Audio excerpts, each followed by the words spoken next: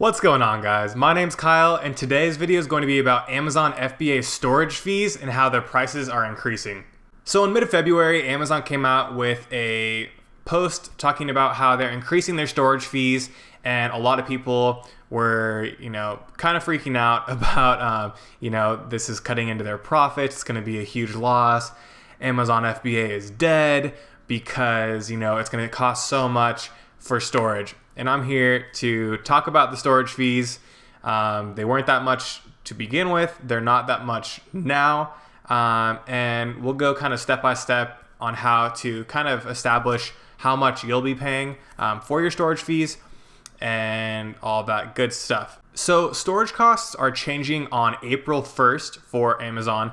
And basically there's a subtle change to the prices. So beforehand, it was about 64 cents per cubic foot per month for storage. And then after April 1st, 2018, it's changing to 69 cents. So it's about 5 cents more expensive. And it looks like that all across the board as far as during the holiday months, it's more expensive. It goes up from $2.35 to $2.40. And then oversized, it changes from 43 cents to 48 cents during the off-season months, and then $1.15 to $1.20 for the holiday season.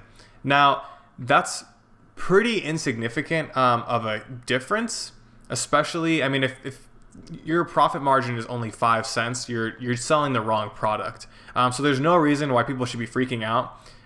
But it's definitely good to note about storage costs in general, because a lot of people overlook these costs when they're bringing their products in.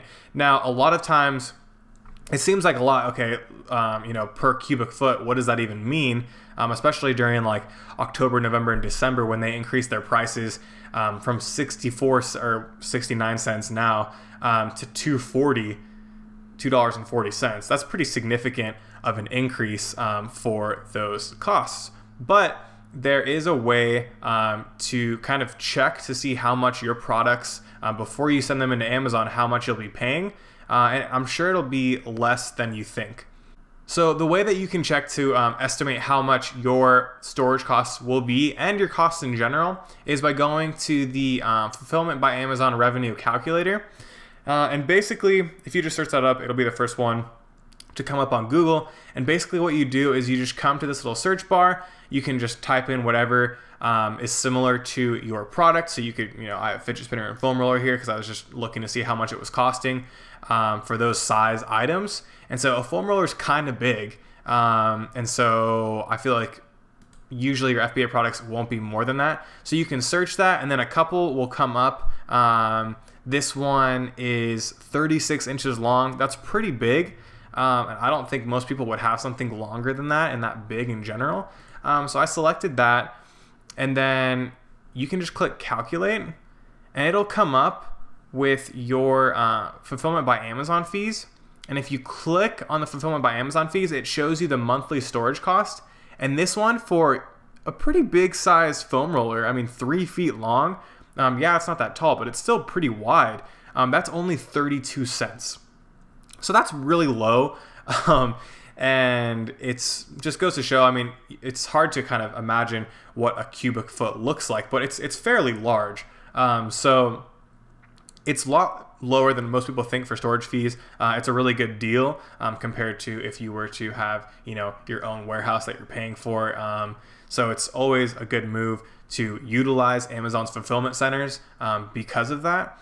Now, there is a catch, and I'll get to that now. So basically, Amazon, with their increase in fees, they're also having more penalties for long-term storage fees. And long-term storage fees basically means anyone that has a product in the fulfillment centers for longer than 6 months, they are subject to higher fees for their products.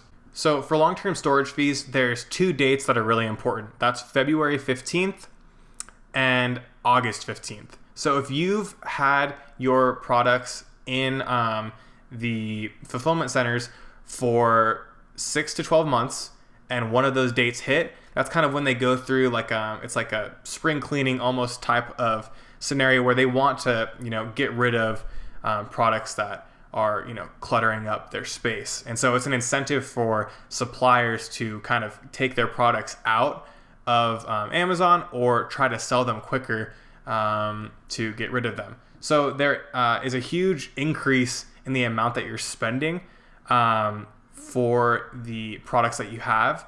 For 6 to 12 months, the cubic foot cost is $11.25, and that's going up from just the 69 cents that it's at. So that's a huge increase, obviously.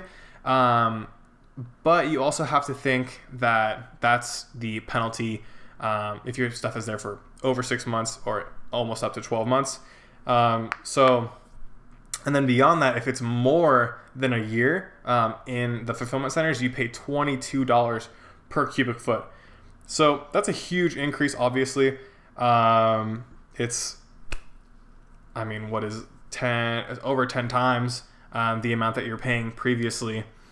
So it's a huge difference, 70 cents to $11.25 for that 6 months, and then double that for the over the year. So that's a huge incentive for you as a supplier to not keep your inventory in there for a long time. If you think that your inventory is, it's been there over 6 months or over a year, and one of these dates is coming up, you should, kind of weigh the pros and cons of maybe you should send the inventory back to you. And then you can send it back in, and it kind of gets, a fresh start in the Amazon system versus leaving it there and then having to pay these extra fees. So that's always an option. Now, it doesn't make sense for all products because it might be expensive for you to send it back. So you have to do the math on your own shipping costs to bring it into Amazon.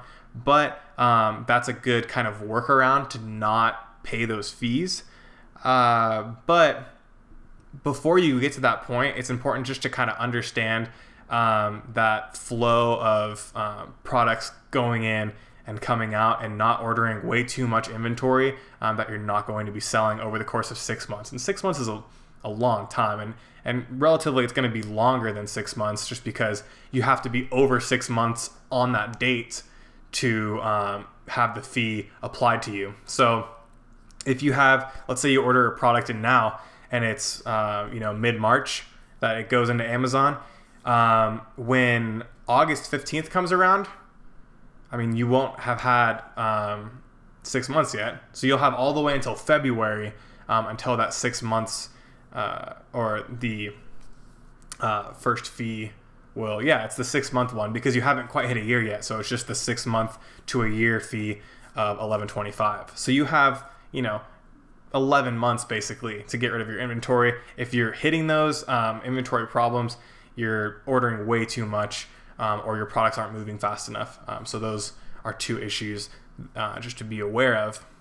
Also with Amazon storage system, they use a first in, first out counting for your the fees basically. And so they don't necessarily do that with the actual products that you're shipping out because it wouldn't make sense just because they have all the different warehouses across the US if you're selling in the US or wherever you're at.